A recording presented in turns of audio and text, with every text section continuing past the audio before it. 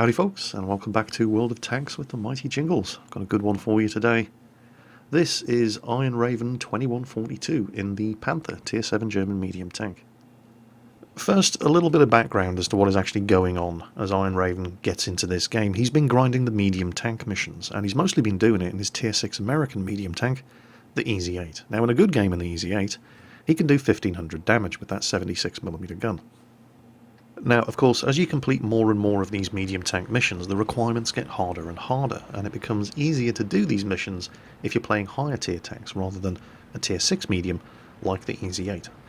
But his buddy, who he's platooned up here in the Cherie with, doesn't really have that many higher tier tanks, so they're working their way up. They're now at tier 7. He's in the Panther, his buddy's in the Cherie. And they get into a tier 9 game on mines.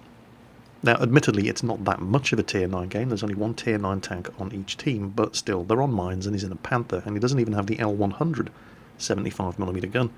He's using the L70, which effectively makes this tier 7 medium Panther functionally the same as the tier 6 VK3002D, and he's in a tier 9 game on mines. So, good luck with that. The mission that he's currently on is Medium Tank Mission 13, and for that mission, as a platoon, you have to do 3000 damage. Now, if the matchmaking had been favourable, he reckons he could have done it without too much trouble. But in this kind of match, and on this map, driving these tanks, he thought he was going to be lucky if he managed to break 1000 damage done. So he had absolutely no hope whatsoever of getting Medium Tank Mission 13 done. Oh, and the secondary conditions for this mission are that the entire platoon has to be in the top 5 players on the team by experience earned. So, yeah. He didn't really have much hope of completing this mission, and he just wanted to get in here, do as much damage as he could, and then take his chances with a matchmaker in the next match, and then suddenly things started to look up. That T-69 is now reloading, he's just fired his last shot. Okay. Have a look at that VK3002D. He's making a run for it. One shot, sets him on fire, and, well, there's 1000 damage. They might actually be in with a chance here. They've got themselves into a good position. That T-21 is not looking very clever at all. I mean, he's doomed. It's just a question of who can get the kill and who can get the damage done. And that would be Iron Raven. The team have taken the hill. This is encounter mode, of course, so the flag is actually up there in the town on the other side of the hill, but they've got a very, very, very, very strong position here. And he's set him on fire as well. I think we can easily say he's done his 1,500 damage share of the 3,000 damage that the platoon needs to do in this game already.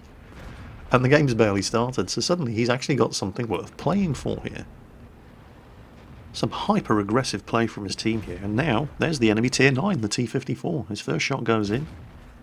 Doesn't have so much success with the remaining shots, and the T-50, well, he's got the T-54's attention, and there we go, he's taking a hit. But the awful Panther rams him, derps him with probably high explosive anti-tank ammo from the 105mm howitzer, and now this T-54's just getting swarmed. He's trying to fall back.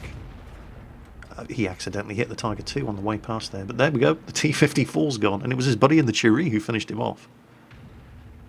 Enemy Tiger II up there. Doesn't have much of a shot at him.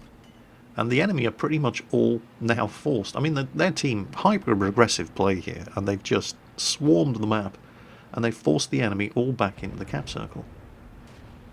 Of course, that doesn't mean this is going to be easy, because, well, look at the kind of tanks that they have left. It's pretty much all the tier 8 heavies, and there are some strong tanks there. T-32s, IS-3s, hell, even the Black Prince is a tough nut to crack if you're packing the 75mm L70 gun. It only has 150mm of penetration.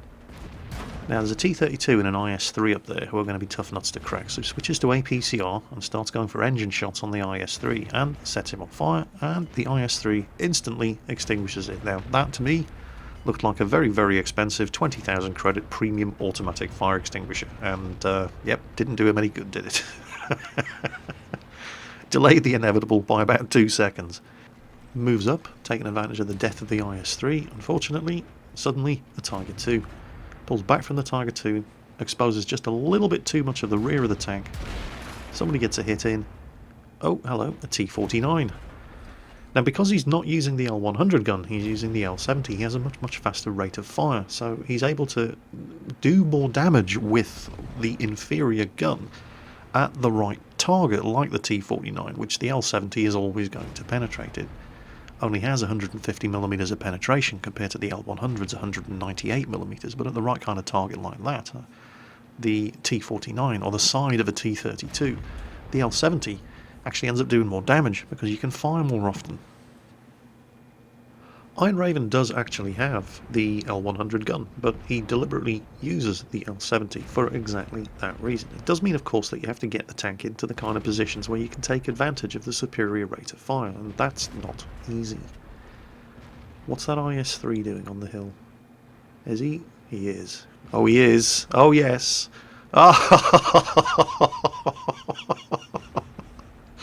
Go on, my son. Oh, you absolute rock star. Yeah, that T-32 is not feeling very clever now, is he? And he's got him. Nice move from the IS-3. Oh, I do love it when people... I like to see people having fun playing World of Tanks like that. And now, of course, Black Prince and T-32 are all they have left, and with the Black Prince distracted by the IS-3 in front of him, it's just party time for the L-70 gun and the Panther, shooting into the side of his turret. Shot after shot after shot after shot. Lots of lovely damage. Black Prince has finally realised it's not actually the IS-3 who's killing him. He turns his turret around, and that, of course, gives the IS-3 the opportunity to plant one into him, and Iron Raven gets the killing blow. So that was nice, and most unexpected. So, did they complete the mission? I don't know why I'm bothering trying to instill some sort of false sense of suspense here. You know they've completed the primary mission. With the amount of damage that Iron Raven alone ended up doing in this game, they've done the 3,000 damage as a platoon. But here's the thing. The primary and secondary objectives in Medium Tank Mission 13, if you are top of the tier as far as the matchmaking is concerned, if this had been a tier 7 game, it's easier to get the primary mission objective done, do 3,000 damage. But the secondary mission objective of have both tanks in the platoon be in the top 5 on experience earned is more difficult to do because everybody you're shooting at is either the same tier or lower than you. So in a tier 9 match like this, it's easier to get the secondary objective done because everybody you're shooting at is higher tier than you. So you're going to earn more experience, but it's not so easy to get the primary mission objective done. That's what makes the mission tricky. So, yes, okay, they've almost certainly done the primary, but how did the Cherie do? It's all on how well the Cherie did as far as the secondary mission objective is concerned. Is he also going to be in the top 5 on experience earned? That's going to be the clincher. Let's take a look and see how much damage do you think they actually did? Remember, they had to do 3,000 between them, so that's what they were aiming for. Let's have a look at the detailed results. Well, it's completely unsurprising that Iron Raven did exceptionally well in that game. 4,200 damage done in a tier 7 tank in what was technically a tier 9 match. Only in second place as far as damage done is concerned, but that's not anything to be ashamed of. Beaten into second place by the IS-3, but easily top of the team as far as experience earned is concerned. And, yep, his buddy in the Cherie also did over and above the 1,500 damage that he was expected to contribute, which puts him in third place on experience earned. So they've completed both the primary and the secondary objectives of Medium Tank Mission number 13, while driving tier 7 mediums in a technical tier 9 match on the smallest map in the game. They really didn't see that one coming. And he got 5 kills and Confederate. There was barely a tank on the enemy team that he didn't put a shot into. Look at this. And there it is. Of the 15 tanks available to be shot at on the enemy team, he managed to hit 11 of them and killed 5. And what's more impressive is that he ran a profit, even though he fired off all 10 of his premium armor-piercing composite rigid shots, and would have still turned a profit even if he hadn't been running a premium account. He just did so much damage in that game that game was a moneymaker regardless of his account status. So that was Iron Raven getting a very, very unexpected result in his Panther tier 7 medium tank on Medium Tank Mission 13 in World of Tanks.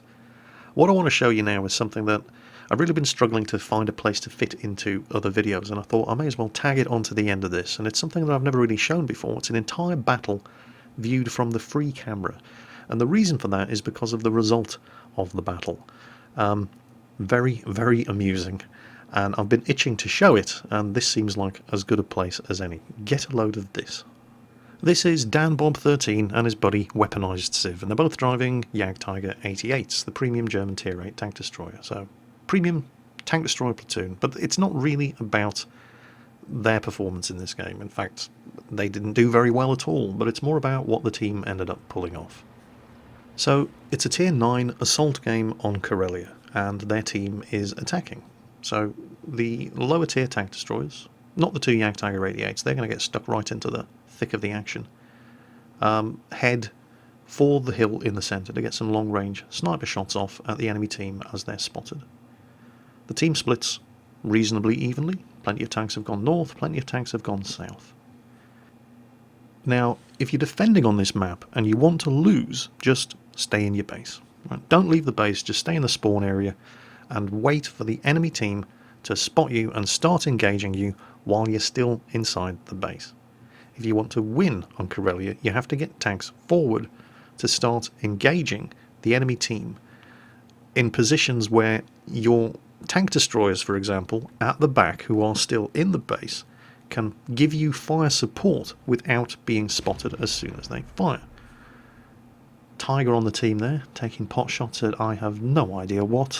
He's just firing on the move for the sheer joy of firing that 88mm gun. Meanwhile, here they come. Now, it's at more or less this point where if the enemy team is going to win, you're going to start getting spotted by the enemy heavy tanks, possibly even the T-30 on the enemy team, who have moved up to that point in the rocks just up ahead. That's where you start defending from if you're defending on Karelia. Maybe you can rush a fast medium across the middle of the swamp to get under the ridgeline there and spot the tank destroyers to give your team something to shoot at, but there doesn't appear to be anything here. If there was anything on that corner, this VK4502B would surely be getting shot at by now, and yet he isn't. So far, there we go, first enemy contact. Enemy T-30 spotted all the way over on the other side of the map. Nothing over here, and the T-30's practically not left the spawn. Where the hell are the enemy team? Are they all so dumb that they have actually all stayed in their base? Well, not quite. 4502 moves forward, and Tiger 2 in the open. He's actually... Is that it? And here it comes. The second the 4502 fires, his position is given away. And look at the battering this tank takes. All of it. Look at this. Look at the hits he's taking. He can't see who's shooting at him, so he moves forward. And there they are. Look at them all. I don't know what's more amusing, the fact that not one of them, other than that Tiger 2, have bothered leaving their base, or the fact that they're all shooting at the front of a Tier 9 VK4502B and doing no... Well, it's not surprising that they're doing no damage. It's the front of a VK4502B. Look at the amount of hits this guy takes. And of course now he's spotting. The Jagdtiger 88's behind him. It's just party time for them. As every one of these guys fires their gun completely harmlessly at the front of this VK, they're giving their positions away. So the tank destroyers behind them is just, yeah, free damage. If these defenders had been smart enough to move just one tank up to that corner to stop that 4502 from getting as far forward as he had, then this would have been a very, very different result. What's happening now is the 4502 is so far forward that he still can't immediately spot all of these tanks, but the second they fire, they're giving their position away.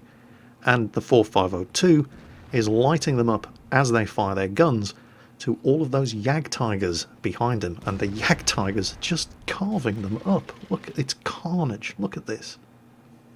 These guys can't see the Jagdtigers. They're too far back, so all they can actually shoot at is the 4502, but it's a 4502. So And he's got his front pointing towards them, so they're doing no damage whatsoever, and they're just losing tank after tank after tank. And it's no better on the other flank. If you look at the map, none of them have left the base. They're just making it easy. When I say none of them have left the base, some of them have, but it's far too little, far too late. The Tiger II is about to die. Now the IS-3 is the one tank on the team that has a chance to actually deal some damage to this 4502, and he's not doing a very good job of it so far. He gets rammed and immobilized by, oh, here it comes, maybe the 4502 is going to take some damage. No.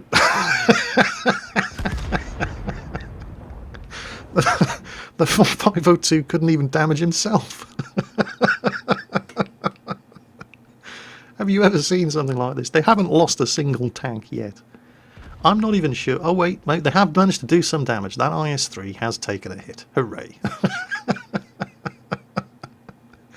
This is absolute carnage. It's just... Oh, look, have you ever seen any... They're going to win 15-0.